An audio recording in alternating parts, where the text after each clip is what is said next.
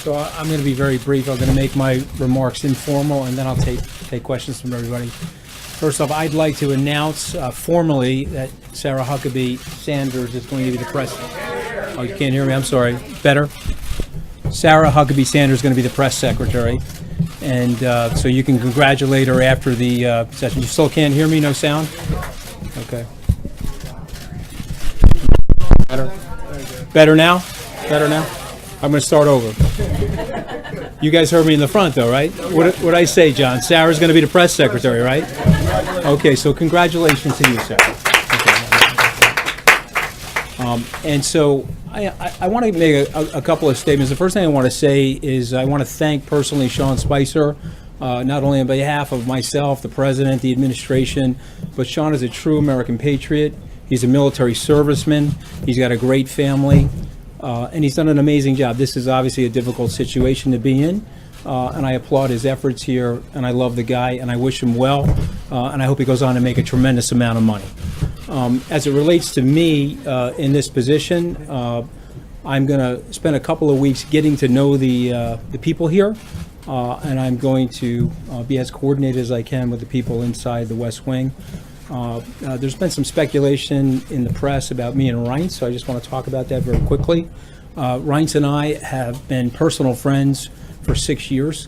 We are a little bit like brothers, where we rough each other up once in a while, which is totally normal for brothers. There's a lot of people in here that have brothers, and so you get that. But he's a dear friend. He brought me into the political system. He brought me into the Republican National Committee network. He introduced me to Governor Walker. We've spent many times together socially. A lot of people are not aware about this, but after the Romney campaign, I invited Reince into Skybridge. I think it reflects poorly on Reince that he didn't take my offer to come in and be our chief operating officer. But I say that in jest, obviously. And so what I want you guys to know is that he was my first call this morning. I met with him before we sat in the Oval Office, and we are committed as true professionals to the team and the process of getting the administration's message out. And I think that's going to be one of the big goals for us.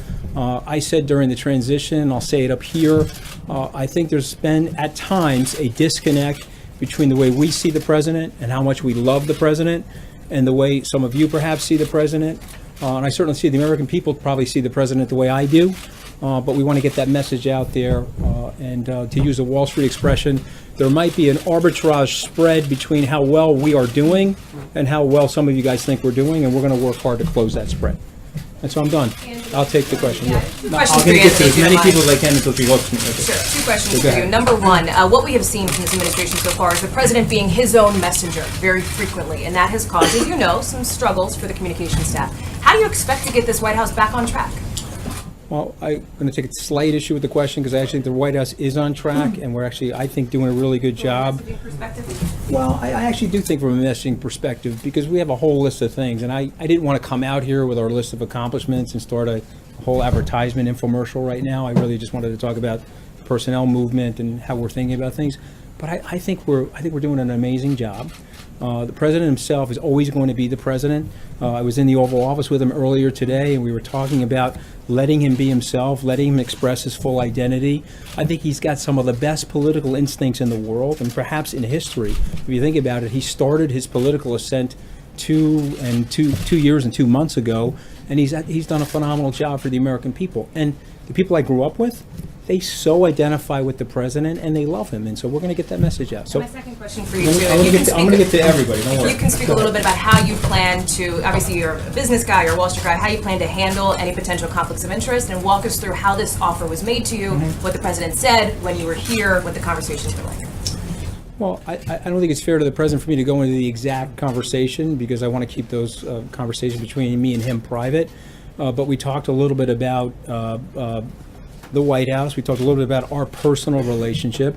And then when he extended the offer to me, I said I would do it because I want to serve the president. You know, one of the things, I have a lot of family members that served in the American military.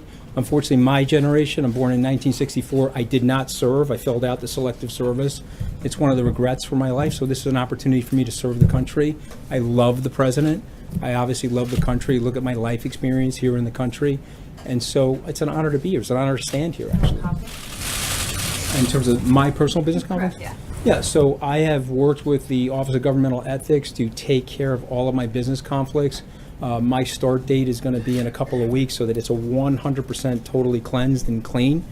And I don't see an issue with it. The Office of Governmental Ethics doesn't see an issue with it, nor does the White House counsel. So, but here's one thing I want to say about this, though.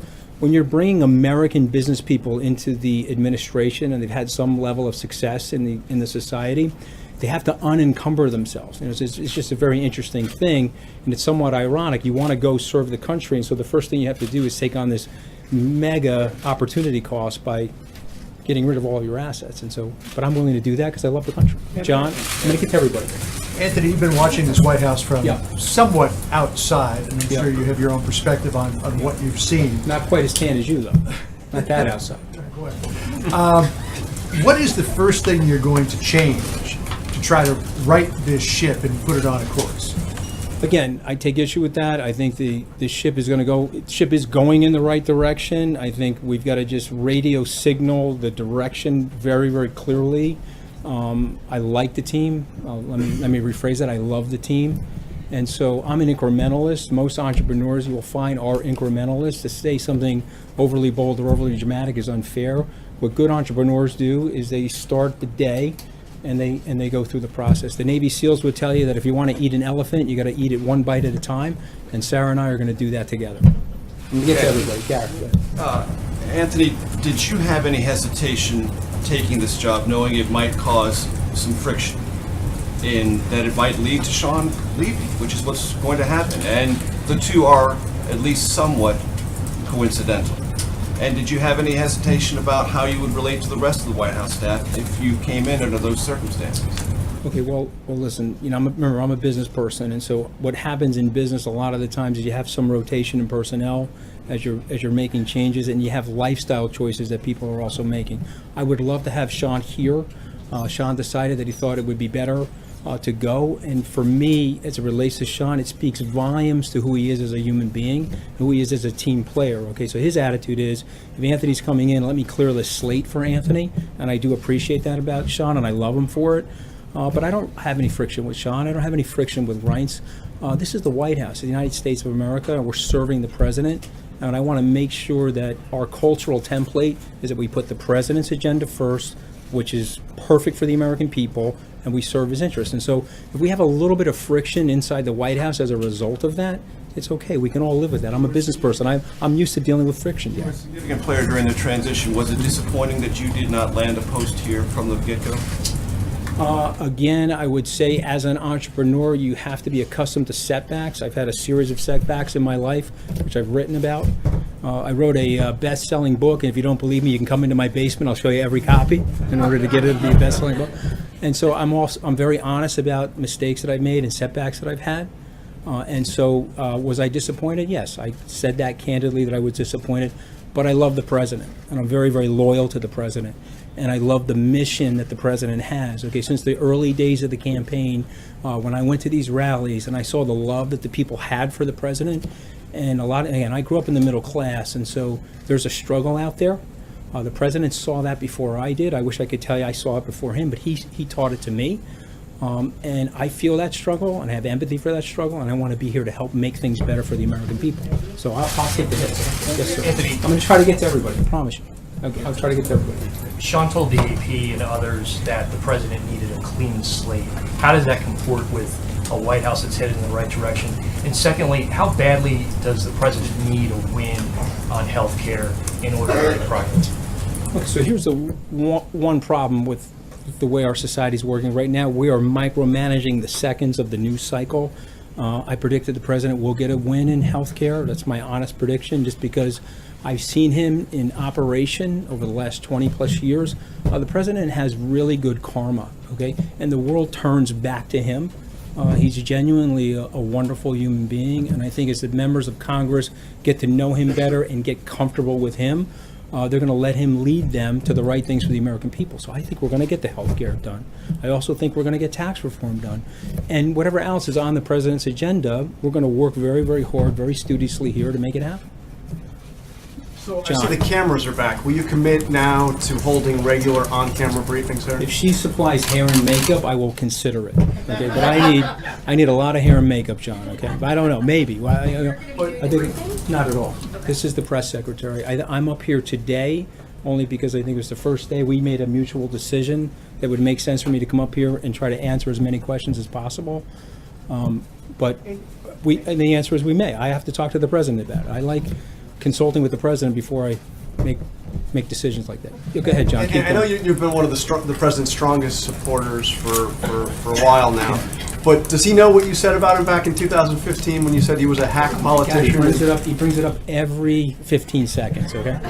One of the biggest mistakes that I made, because I was an unexperienced person in the world of politics, I was supporting another candidate, I should have never said that about him. So, Mr. President, if you're listening, I personally apologize for the 50th time for saying that.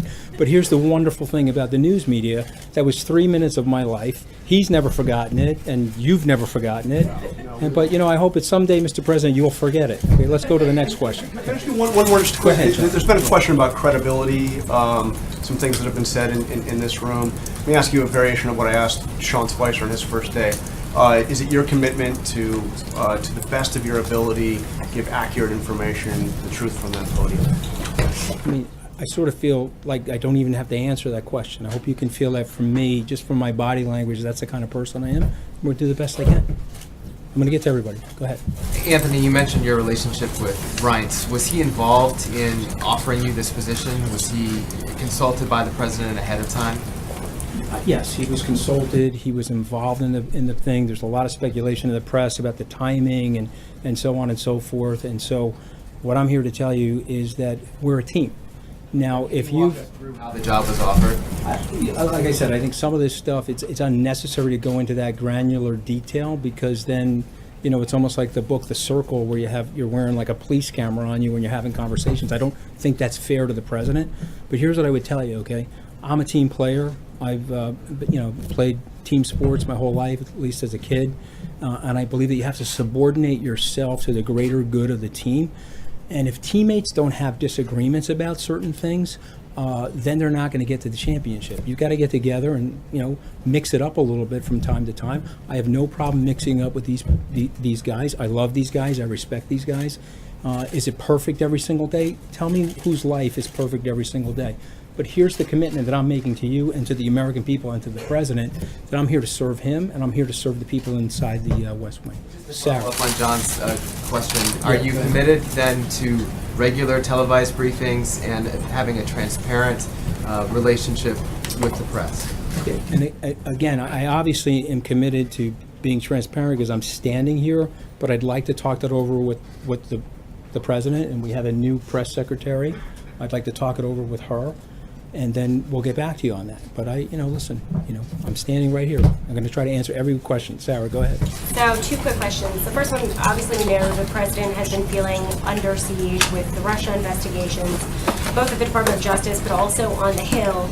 Do you feel like he was feeling exposed? He didn't have people adequately coming to his defense? Is that part of the reason that we have you here today? I don't think so. So one of the things that I'm doing today is I sort of didn't have my White House counsel briefing before I'm having the press briefing. So I want to limit my remarks related to the Russia situation and things like that. But here's what I tell you about the president. He's the most competitive person I've ever met. Okay, I've seen this guy throw a dead spiral through a tire. I've seen him at Madison Square Garden with a top coat on. He's standing in the key and he's hitting foul shots and swishing them, okay? He sinks 3-foot putts. I don't see this guy as a guy that's ever under siege. This is a very, very competitive person. Obviously, there's a lot of incoming that comes into the White House, but the president's a winner, okay? And what we're going to do is we're going to do a lot of winning.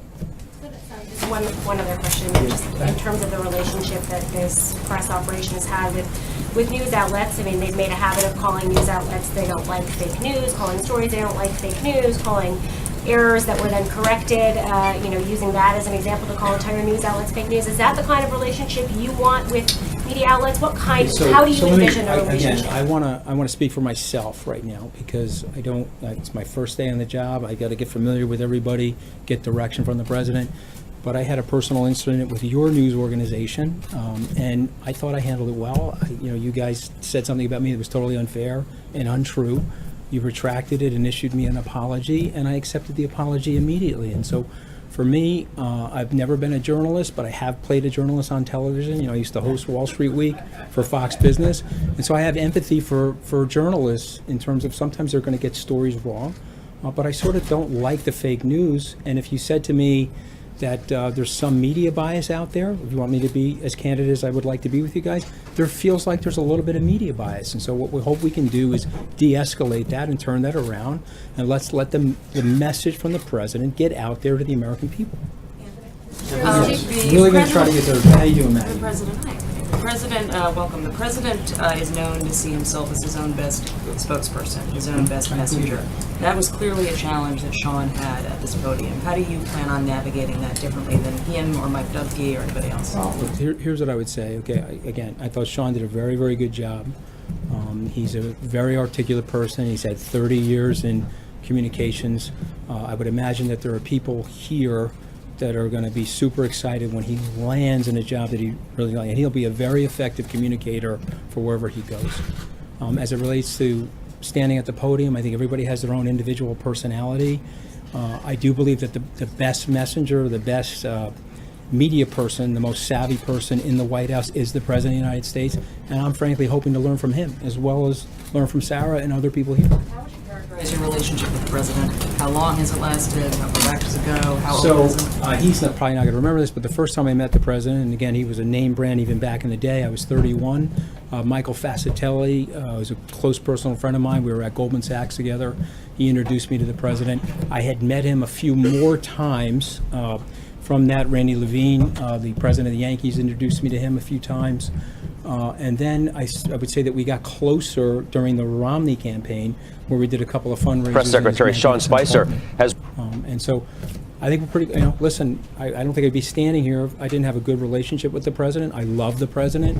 And I think a lot of you guys know in the media I've been very, very loyal to him. And I'm going to do the best I can with my heart and soul in this job and try to serve him the best way that I can. Do you plan on changes in the comm shop beyond this? Are there going to be other changes? No, I mean, there was some speculation. The things I can talk about specifically is Dan Scavino and Hope Hicks are staying. So I know there was some speculation about that. I just spoke to both of them. I love the two of them. I go back a long ways with them. I think they're two phenomenal people. As it relates to the other people in the comm shop, I've got to get to know them. Sean was incredibly gracious a few hours ago where we sat in his office and he spoke to them on my behalf. Reince was incredibly gracious. I spoke to them as well. I got to get to know the people. They got to get to know me. Hopefully they'll like me and they'll want to stay. And we'll see what happens. But we're gonna make it a very fun place to work. We'll try to get there. Thank you very much. Are you going to more discussing about the national security issues at this podium? Yeah. Okay, that's a really good question, but I think it's inappropriate for me to answer that question right now. And so unfortunately, I have to get back to you on that because I got to get some direction from General McMaster and the president.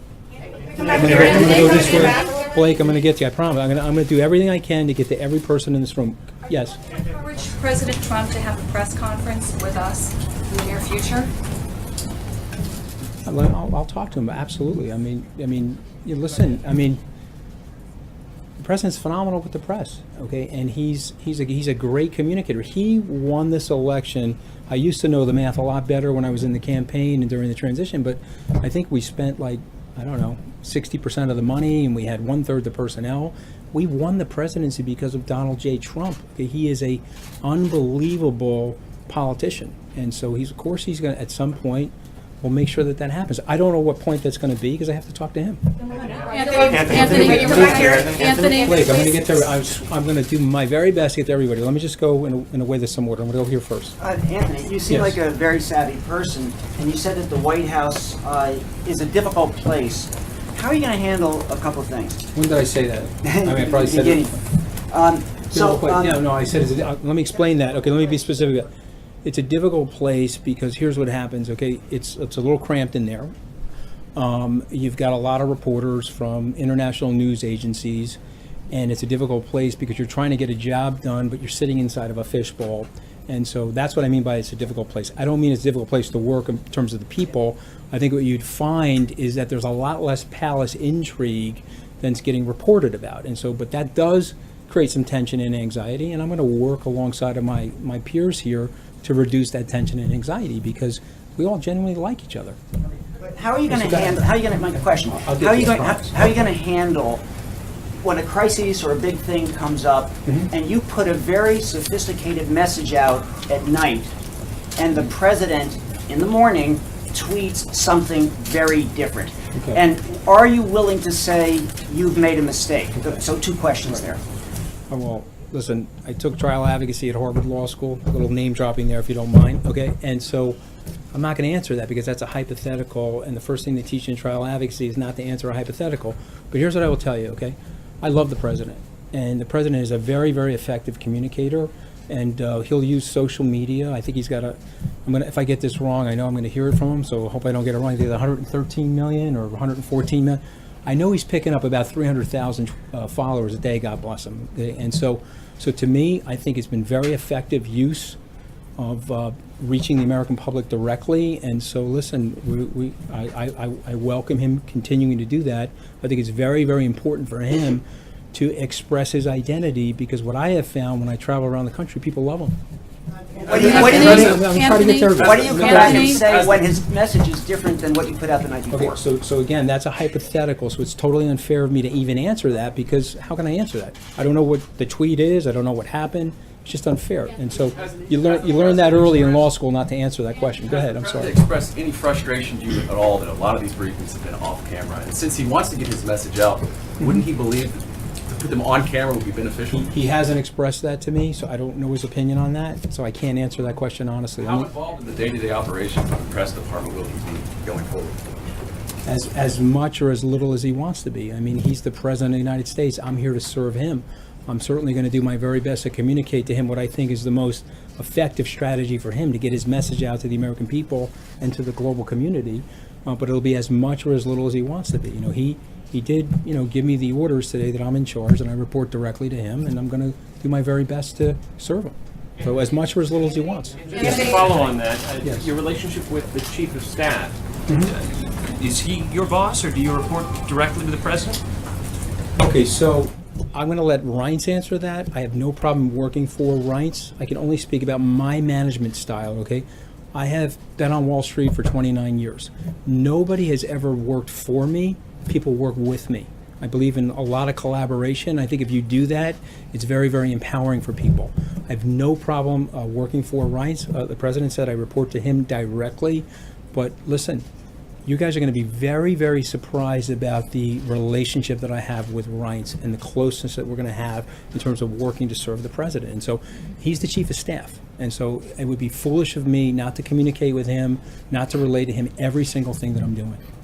Do you stand by some of the factual claims that have been contested, that have been made by this administration? 3 million illegal votes cast of the president's opponent. Do you endorse all of those statements of fact that have been made? Okay, so it's a little bit of an unfair question because I'm not up to speed on all of that. So I can just candidly tell you that. Said 3 million people voted illegally. And there's no Okay, so evidence. Do you stand by that or not? So if the president says it, okay, let me do more research on it. My guess is that there's probably some level of truth to that. I think what we have found sometimes, the president says stuff. Some of you guys in the media think it's not true or it isn't true. It turns out it's closer to the truth than people think. So let me do more homework on that, and I'll get back to you. I'm feeling the hook here. I can feel the hook here. So I want to answer. Is it okay to answer a few more questions? Let me get to Blake first. Okay? Let me get to Blake first, and I'll go to the other people. Thank you. Congrats on the new job. Question for Are you. you really congratulating me on the job? It's a new job. Congrats. You've gone through your past, law school, business, finance, but you've never held a communications type role. What would you say to your critics who say he's never done anything like this and this is the White House? Secondly, if you can just lay out kind of why you wanted the job, and thirdly, before you go, why you chose immediately right off the bat Sarah to be the press secretary. I want to start with Sarah first. Okay, so the president loves Sarah. He thinks she's doing a phenomenal job. I agree with him. I think Reince Priebus and other members of the staff agree. And I'm super proud to work with her. And I think she's going to be phenomenal as a press secretary. As it relates to me, I think that you will find in my background and my career, I have a lot of communications experience, and I spent a lot of time on television. I spent a lot of time shaping the message for my old firm, my predecessor firm, and so time will tell. But here's something I will tell you about myself. There's a lot of stuff that I don't know, and so I'm going to lean on people like Sarah and other people to help me be the best that I can possibly be. I'm going to take one last question. I'm going to take this question right here, right? I'm getting the hook, right? So I'm going to take this question. Can I follow up on what Blake was asking you? Two questions. Because of your legal background and the fact that you mentioned the White House counsels, can you explain to us what role, as someone who's been trained in the law, you plan to play in communications, interacting with the president's legal team, dealing with the Russia investigation? Yeah. And then secondly, can I add on, most analysts who have ever looked at White House communications have, in academia or historians, have said that when a president says that he has communications problems, what he has is usually policy and political problems. You're arguing that we're not understanding in the United States how much the president should be appreciated and how much you love him. But can you describe to us how much you think that it goes beyond that concept and that the president has political and policy problems? Okay, so let's start with the first question. Just repeat, the first question was what again exactly? So, legal, you're going to interact with the president's legal team in what way? That's a good question. And so I'm close personal friends with Jay Sekulow. I have a relationship with John Dowd, and I'm going to work with Don McGahn and other people to just make sure that we're on message and we're handling ourselves in the most appropriate way possible. That's the best I can say about that. So no Ty, I have not met Ty. I don't know Ty. And so then the And there's a follow-on second was question, yeah. communications problems versus Yeah. policy and political problems, Yeah. and the way you see that in the context of this president. Well, long ago, Teddy Roosevelt said that the presidency is a bully pulpit, and that the president has a great gift, and that he's able to control the news cycle and able to control the messaging. And so I think if we get super coordinated around here with the president, and we go back to what he did, some of the great successes that he had in the campaign, in the transition, and even in the presidency, frankly, is delivering that message directly to the American people. And so, to me, I think the policies are fantastic. I think he's done a phenomenal job. I think Sarah read something that I totally believe, is that he's doing a phenomenal job, and we just need to get it out there a little bit more aggressively, and we're going to try to do that. I gotta go, right? Can I get one more? Can I get one more? I'm gonna take one more, right there. Thank you very much. You've talked several times about your relationship with Reince Priebus and Hope Hicks and some of the rest of the communication staff. Can you talk about your relationship with Steve Bannon? He's said to have had strong objections about you taking this job as well. And then I have one other thing. All right, so I'm on the record. I've been interviewed about Steve. I think he's one of the smartest people that I know. I think that he was instrumental in helping us win the election. He's got a strong personality. I have a strong personality. We didn't really overlap at Goldman Sachs, but we both worked there at a period of time. And there was something great about that culture back in yesteryear. Maybe it's true today, although I've been out of Goldman for 21, 22 years. But there were two great things about that culture. The first thing was that you subordinated yourself to the team, even if you had disagreements. And the second thing was that the legendary John Weinberg, who's now deceased, once said, "Some people grow, other people swell." Okay, and it's a great line to think about yourself. And so for me, I want to keep my head in the game, I want to keep my ego low, and I want to work with Steve Bannon as closely as I possibly can. I have a huge, enormous amount of respect for him. And then the other, the other thing was, Sarah said I can keep going, so I'm going to keep going. You said that the ship, you said that you don't need to right the ship, that you guys are doing great work, but the president has a 38.8% approval rating in his second quarter. That's historically low. What are you going to do to change that, to better communicate with the American people? So that's actually a really good question. And so these polls are moving targets, and we all know from statistics, which I've taken plenty of statistics courses, that sometimes the polls could be wrong. We do know that. That's Gallup's average. All right, so we're going to use Gallup's average, but we were using averages during the campaign, and people said we were going to lose, and we ended up winning. And so what I would say about polls is that they're a barometric pressure reading for right now today, but the American people are actually playing a long game, and I think they really, really love the president. And when you look into the individual state-by-state polls, you can see the guy's doing phenomenally well. And so it's indicating to me, at least me personally, that the president is really well loved. There seems to be a disconnection in terms of of some of the things that are going on, and we want to connect that, Sarah and I, best of our capability, and so that people feel great about what he's doing. I feel great about what he's doing, and I want, well, maybe you're not going to feel great, I don't know you, but I want the American people in general to feel great about what he's doing. I'll take the question. Thank you, If he says I Anthony. can keep going, I'll keep going. Go ahead. Thank you, Anthony. There have been reports about General McMaster having disagreements on policy over Russia. Can you say that there will be no other high-profile resignations or exits from the White House staff? So that, again, another hypothetical, I honestly cannot answer that one way or the other, although I have an enormous amount of respect for General McMaster. I just don't know the situation. I'm not going to answer it because I don't know.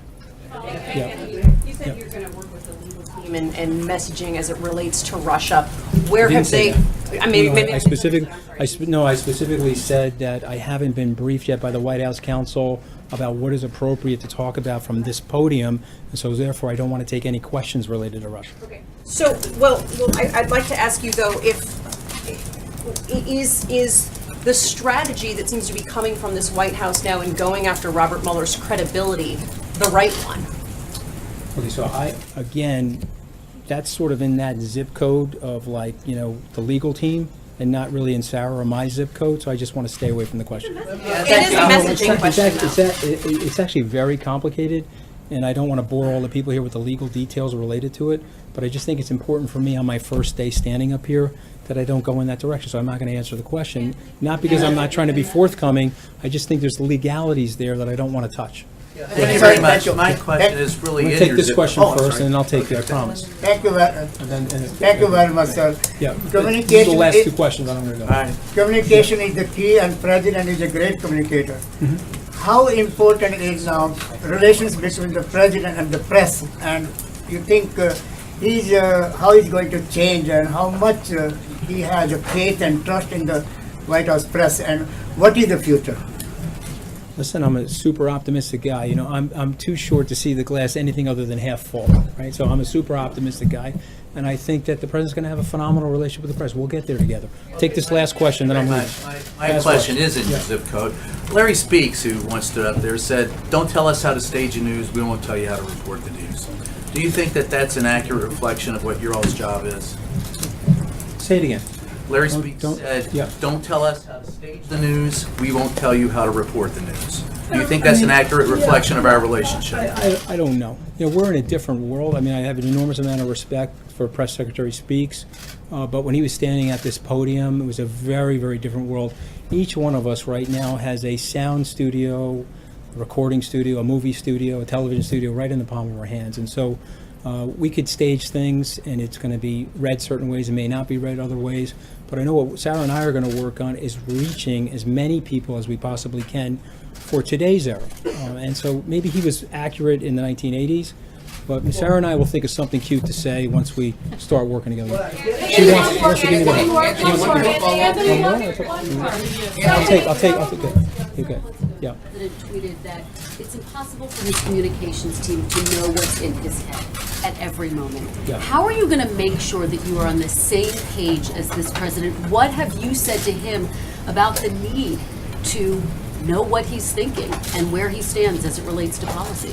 Listen, I know, I'm not going to speak on behalf of the president. I just feel like I have a close relationship with him. Sarah has a close relationship with him. And I think it's super important for us to let him express his personality. It has been a very successful life experience for President Trump to be President Trump. And so let's let him do that. And let me just finish. And, let's see where the chips fall. And then when something happens that you don't like or you like, you'll talk to me or Sarah and we'll address it. Do you plan to meet with him every day? Do you plan to meet with him every day? And do you have Oval Office privileges? Do you plan to meet with him every day? And do I have Oval Office privileges? Listen, I'm not one of these people that need to have unnecessary FaceTime with the president, okay? But I do have Oval Office privileges, if that's what you're talking about, and I do have the opportunity to meet with him because I'm going to be his comms director, and he told me that he's going to put me in charge of this, and so I want to make sure that I'm linked to him and syncopated with him in a way that he likes. And so I'll meet with him, but I don't want to waste his time and sit in the Oval Office unnecessarily. Thank you. Thank you.